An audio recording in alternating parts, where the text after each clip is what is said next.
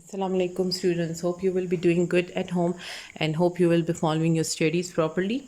As you know that we have started unit number 1, the earth and the environment. Now we are going to see the climate of Pakistan. We were discussing about the climate and weather. Now we are going to see the climate of Pakistan. This is on page number 12. Pakistan is located approximately between 37 degree north and 24 degree north. ठीक है, पाकिस्तान जो है वो यहाँ पे locate हुआ हुआ है सिंस ये क्लोज है ट्रॉपिक ऑफ कैंसर के, ठीक है, जिसके सन रेज जो है वो डायरेक्टली पड़ती है जहाँ पे, ठीक है। पाकिस्तान रिकॉर्ड करता है हाई टेम्परेचर्स में, इसीलिए काउंट किया जाता है हॉटर कंट्रीज़ के अंदर वर्ल्ड में, ठीक है। मैं आपको ये जस्ट ओवरव्यू दे रही हूँ क्योंकि रीडिंग में सिर्फ सिंपल यही लिखा हुआ है। I am not going to read it out for you because इसमें सिंपली सिर्फ ये बताया हुआ है कि माउंटेनियस रीजन में, प्लेन रीजन में, डेजर्ट रीजन है, कोस्टल है और प्लेट्यूज में हमारे पास किस तरह का टेम्परेचर होता है, कितना हाई टेम्परेचर है, कितना लो है, बारिश जो रेनफॉल है वहाँ पे वो किस अकॉर्डिंग होती है, ठीक है। The climate varies between the different physical regions, ठीक है, क्योंकि फिजिकल रीजन्स में क्या होता है कि कुछ जो है वो एल्टीट्यूड्स पे मौजूद है, कुछ जो है फिर प्लेन्स ज़ाहिर नॉर्मल एरिया में आ गया, तो इसलिए टेम्परेचर जो है, क्लाइमेट जो है वो वेरी करता है। Now number 1 is mountainous region.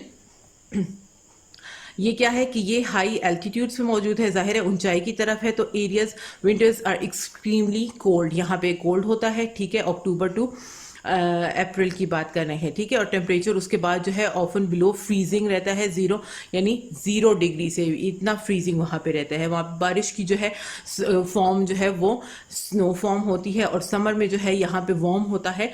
August are the summer months, ठीक है, कहाँ से लेके मई टू अगस्त, ठीक है, मई से अगस्त तक जो है यहाँ पे समर एरिया माना जाता है और hottest months are the June and July कहलाता है, ठीक है। माउंटेनियस रीजन के बारे में सिर्फ बात कर रहे हैं और ज़्यादातर यहाँ पे जो पीपल है वहाँ पे समर में इंजॉय करते हैं क्योंकि वहाँ पे सिर्फ वार्म होता है, इतनी ज़्यादा गर्मी नहीं होती। नाउ प्लेन्स रीजन, ठीक है, this is on page number 12। Plains region, ठीक है, यहाँ पे जो समर है not only hot but lasting from March to October, मार्च से लेके अक्टूबर तक जो है यहाँ पे हॉट होता है, ठीक है। हॉटेस्ट मंथ्स जो है सबसे ज़्यादा हॉट जो है वो जून और जुलाई में, ये लोग कहते हैं कि हॉटेस्ट मंथ है क्योंकि वहाँ पे जो डिग्री सेंटीग्रेड है वो 45 तक पहुँच जाता है। डस्ट स्टॉर्म्स और थंडर स्टॉर्म जो ये बारिश वगैरह और ये सब कुछ होती है, ये भी कॉमनली चल रहा होता है। वहाँ पे क्या है कि गर्मियों में बहुत गर्म हवा चलती है जिसको हम लू ब्लो कहते हैं, ठीक है, वो चल रही होती है। People usually stop outdoor working during the hottest days, ज़्यादातर जब गर्मी होती है तो लोग जो है वो बाहर काम करना बंद कर देते हैं क्योंकि इतना हॉट हो जाता है वो जगह कि वहाँ पे फार्मर्स जो हैं वो प्रॉपरली काम नहीं कर सकते, ठीक है। Farmers have to stop their irrigation, जो भी एग्रीकल्चर जो भी वो काम कर रहे हैं वो उनको स्टॉप करना पड़ेगा।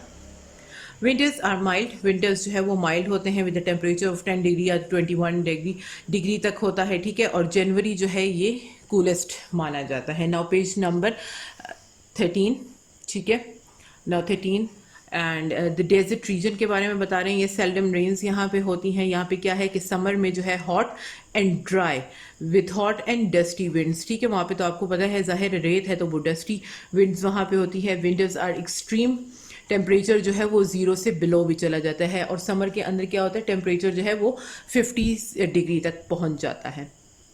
कोस्टल एरियाज है, अब कोस्टल रीजन में हमारे पास रेनफॉल जो है वो कम होती है, इसमें टेम्परेचर जो है बोथ समर और विंटर में जो है वो माइल्ड रहता है, यानी कि ज़्यादा ना ठंडा होता है ना ज़्यादा गर्म होता है नॉर्मल उस पर। विंटर में जो है इसका वेरी शॉर्ट टाइम होता है, एक्सटेंडेड दिसंबर टू फरवरी तक इसमें सिर्फ रहता है और बाकी जो मंथ है ज़्यादातर बलूचिस्तान की ये बात कर रहे हैं कि बाकी सारा एरिया जो है वो गर्म ही रहता है, माइल्ड नॉर्मली, जो कि अप्रैल टू अक्टूबर जाता है summer, last from April to October तक, ठीक। नाउ प्लेट्यूज रीजन, अब प्लेट्यूज रीजन में क्या होता है, there is a hot summer and mild winter, ठीक है। हॉट समर यानी बहुत गर्म होता है और माइल्ड विंटर यानी बहुत ज़्यादा वहाँ पे ठंड नहीं होती। Summer last from April to October, temperature उसको बताते हैं कि 40 डिग्री तक वहाँ पे पहुँच जाता है और विंटर्स में जो है इसका 100 डिग्री सेल्सियस तक पहुँच जाता है। देयर इज़ वहाँ पे जो रेनफॉल होती है वो भी समर में ही होती है, विंटर में इतनी ज़्यादा नहीं होती। पाकिस्तान में सिर्फ मानसून जो पाकिस्तान में आता है वो जुलाई टू सितंबर आता है, बारिश वगैरह का जो सीज़न होता है। लेकिन क्या है कि यहाँ पे बहुत हैवी बारिश नहीं होती पाकिस्तान के अंदर, क्योंकि वो कहाँ से होकर आता है, वो इंडिया को क्रॉस करके आता है। तो इंडिया में जब वो क्रॉस होकर आता है तो उसका मॉइस्चर जो है वो थोड़ा कम हो चुका होता है, लेकिन फिर भी जो है रेनफॉल होती है पाकिस्तान में। Now climate affects the way we live. अब क्लाइमेट क्या हमारे रहने सहने का इफ़ेक्ट करता है कि नहीं करता, ठीक है। Climate effects the clothes we wear, वो जाहिर है हम जो कपड़े पहनते हैं उसमें असर होता है, क्योंकि विंटर में हम हैवी क्लोथ्स यूज़ करते हैं और जो समर है उसमें हम हल्के कपड़े यूज़ करते हैं, ठीक है। हमारे खाने पे इफ़ेक्ट होता है, गेम्स प्लेइंग पे, जाहिर है अगर इतनी बहुत गर्मी होगी तो बाहर जाके कोई आउटडोर गेम्स नहीं करेगा, ठीक है।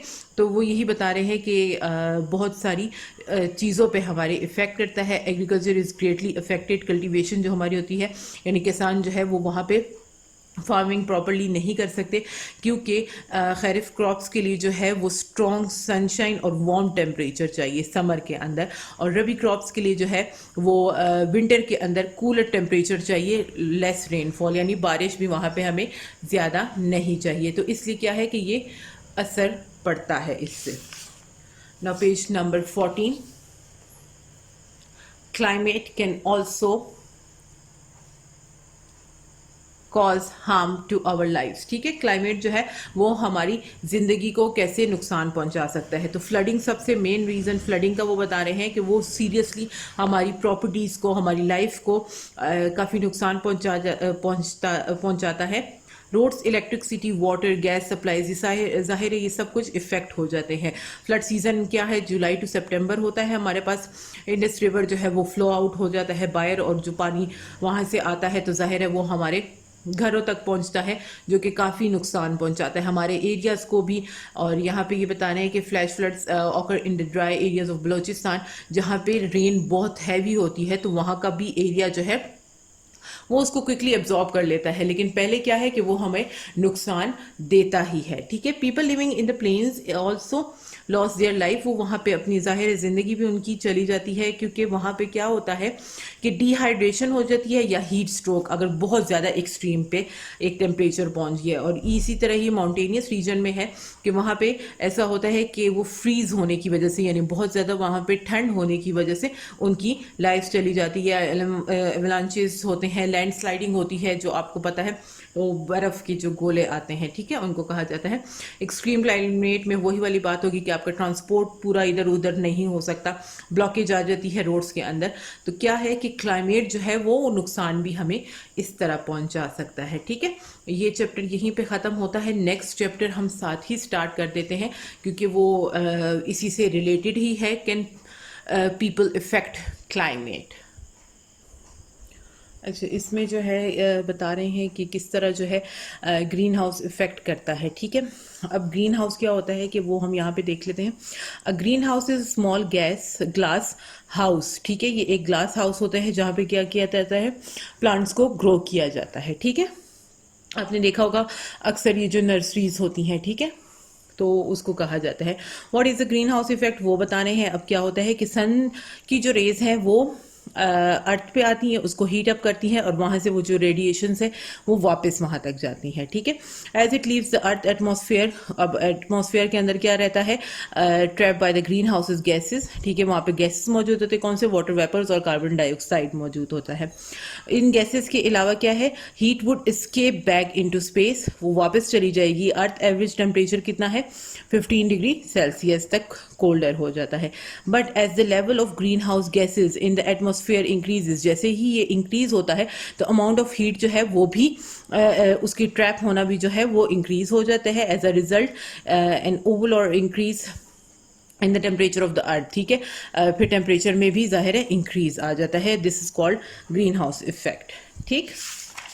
Now page number 16, effects of the human activities on climate. अब ह्यूमन एक्टिविटीज की क्लाइमेट पे क्या असर होते हैं। The climate everywhere on the earth जो है वो वार्मर होता है फ्यू डिग्रीज तक, this is called the global warming, ठीक है। Various human activities have caused this to happen, bringing about on the increase of the level, ठीक है। कार्बन डाइऑक्साइड का जो लेवल है वो इंक्रीज हो जाता है, ठीक, एक कार्बन डाइऑक्साइड हो गया। दूसरा क्या है, फॉसिल फ्यूल्स का जो ट्रांसपोर्ट में और इंडस्ट्री में इस्तेमाल होता है वो भी हार्म कर देता है। ठीक है, कार्बन डाइऑक्साइड जो बर्निंग ऑफ फ्यूल्स की वजह से मिलता है एटमॉस्फेयर में, तो वो क्या करता है, ग्रीन हाउस को इफेक्ट करता है। ठीक है, another reason increasing of carbon dioxide in atmosphere क्या होता है, unchecked cutting down of the forest. अब जितना फॉरेस्ट जो है वो आपको पता है, जैसे ट्रीज जो है वो लंग्स ऑफ अर्थ है। जैसे अगर हमारे लिए सांस प्रॉपर्ली नहीं हम ले सकते, वो क्या करते हैं, वो हमसे कार्बन डाइऑक्साइड लेते हैं और हमें वो क्या प्रोवाइड करते हैं, ऑक्सीजन प्रोवाइड करते हैं। तो जाहिर है जब जितने ही फॉरेस्ट कम होते जाएंगे, वहाँ से ट्रीज जो है वो कट होते जाएंगे, तो हमारा ऑक्सीजन का सिस्टम क्या है, वो इफेक्ट होगा ऑटोमेटिकली। ठीक है, how will the increase in the earth temperature affect us. अब अर्थ के टेम्परेचर में अगर इंक्रीज होता है तो वो हमें कैसे इफेक्ट करता है। ठीक है, ड्यू टू राइजिंग टेम्परेचर, जैसे ही ice at the poles started to melt, वो मेल्ट होने लगती हैं और क्या होता है, उससे वाटर ज़ाहिर है गिरने लगता है और वो फ्लड क्रॉस करता है। ठीक है, आपको पता है कि सैलाब वगैरह जो आ जाते हैं, most of the land of the country like Bangladesh में अब वो बता रहे हैं, for example would disappear under water, वो अंडर वाटर चला जाएगा। अगर वहाँ पे बहुत सारे लोग जो हैं वो होमलेस भी हो सकते हैं, क्योंकि वहाँ पे क्या है कि पानी आएगा तो वो एरिया छुप सकता है उसके अंदर। वहाँ का एग्रीकल्चर और लाइफ स्टॉक आपको पता है फिर फ्लड की वजह से क्या होता है, इफेक्ट हो जाता है। ठीक है ना, ओजोन लेयर जो है वो अर्थ के बाहर है। ठीक है, it is concentrated form of oxygen which is present up above the earth. ठीक है, अर्थ के बाहर है, ये हमारे एटमॉस्फेयर के अंदर मौजूद होती है, जो कि सन की हार्मफुल रेज अर्थ तक पहुंचने से रोक देती है। ठीक है, रेडिएशन होती है जो हार्मफुल होती हैं, अल्ट्रा वायलेंट रेज होती हैं सन की। ठीक है, उसको पहुंचने तक मतलब रोक देती है, अर्थ तक ना पहुंच सके। लेकिन आजकल क्या है कि ह्यूमन की एक्टिविटीज़ ऐसी हो चुकी हैं कि जिसकी वजह से जो वो ओजोन लेयर है वो डैमेज हो चुकी है, और जो अल्ट्रा वायलेंट रेज है वो जो है ज़्यादातर आ रही होती हैं, जिसकी वजह से गर्मी बहुत ज़्यादा हो गई है। नाउ पेज नंबर 17 थोड़ा सा रह गया है। इन आवर होम्स के अंदर जो हम स्प्रे यूज़ करते हैं प्रेशराइज्ड कैन्स में जो मौजूद होते हैं, इसको CFC कहते हैं, जिसको क्लोरोफ्यूरोकार्बन कहा जाता है। ये वो वाले होते हैं, ये भी हार्मफुल होता है काफ़ी, ये भी ओजोन लेयर को जो है डैमेज करता है। ठीक है, व्हाट कैन वी डू, हमें क्या करना चाहिए। अब इन चीज़ों से बचने के लिए हमें ये करना चाहिए कि हमें फॉरेस्ट का ख्याल रखना चाहिए, ट्रीज़ को कम काटना चाहिए। ठीक है, वी शुड प्लांट ट्रीज़, हमें प्लांट करने चाहिए। ट्रीज़ कटिंग डाउन, उनको रोकना चाहिए कि वो कट ना हो। ठीक है, और to decrease use of fossil fuels का, लाइट्स हमें ऑफ करके रखनी चाहिए। हमें ज़्यादातर बाईसाइकिल्स के ज़रिए ट्रैवल करना चाहिए, ताकि हम लोग जो है वो बाहर से फ्यूल वगैरह कम इस्तेमाल होगा। या फिर हमें ट्रैवल करना चाहिए बस या ट्रेन के ज़रिए, जो ऑटोमेटिकली रोड्स पे चल रही होती हैं। ठीक है, thank you so much for watching the video. I hope ये आपको समझ आ गया होगा। अल्लाह हाफिज़ एंड टेक केयर।